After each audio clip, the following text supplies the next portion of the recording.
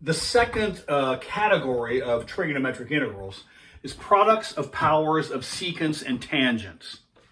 Now, because the differential of sine is created with cosine, if you reserve off sine, everything else has to be converted into cosines. If you reserve off cosine, everything has to be converted in terms of sine. Well, a similar thing happens here because tangents and secants, their derivatives, their differentials, can be expressed in terms of each other a little bit. It's not as straightforward as sine and cosine. Sine and cosine, the worst thing you have to worry about is whether or not there's a negative around somewhere. But here it's a little bit more dicey. So let's go ahead and just dive in. But I think you can leverage the information we have on sines and cosines and be able to see a little bit what's happening here a little bit more clearly. All right, so I suppose if we want to divide these into cases, one case for sure is this. If secant is negative, doesn't matter what tangent is, if secant is negative, then you reserve off secant squared in the differential. If secant is, if the exponent of secant is even, did I say negative? If the power of secant is even, I should say even, not negative. If secant is raised to an even numbered power, then you reserve off secant squared. Now, if you've reserved off secant squared as the differential, what function creates secant squared in this derivative? Yes, tangent does.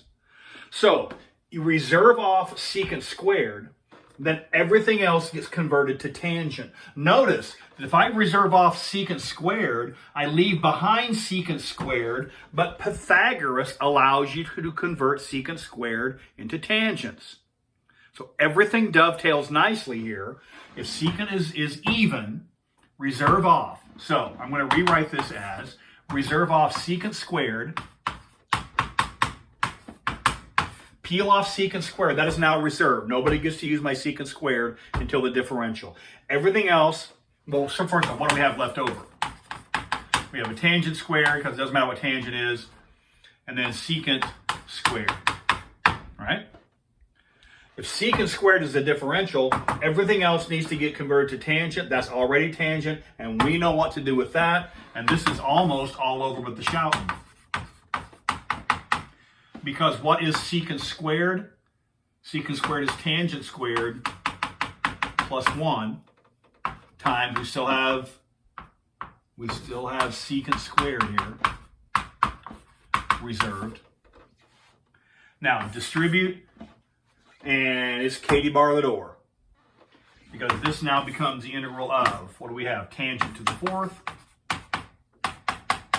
plus tangent squared times secant squared of x dx, and let u equal tangent, and this is going to go through pretty straightforwardly. As soon as you have everything else in terms of tangent and simplified, let u equal tangent, and this is just about all over but the shouting. So what do we have here? So we're going to let u equal tangent. du is, what's du? du is the derivative of tangent secant squared. Of course it is. That's what we planned for it to be. We planned for this substitution to be exact because we know where this was going. We started driving this from the very beginning because we know where we wanted it to go. And so now the substitution is exact. Tangent to the fourth plus tangent squared becomes u to the fourth plus u squared. Secant squared dx becomes du. So this is u to the fifth over, look, no calculus anywhere.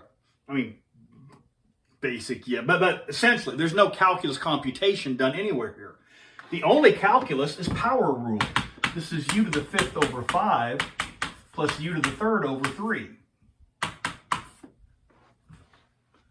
And then we go back to the original variable, which was tangent.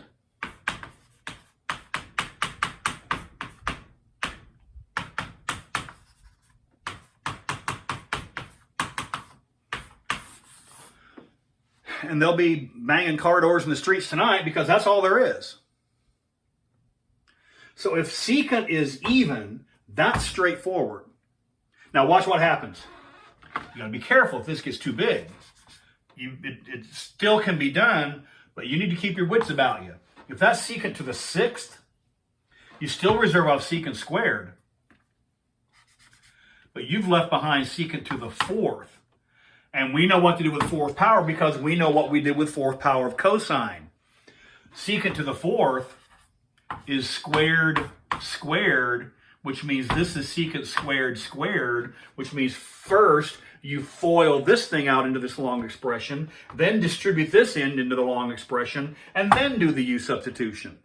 But again, that's all trigonometry and algebra. That's on you. Well, you're going to learn your algebra till you're blue in the mouth.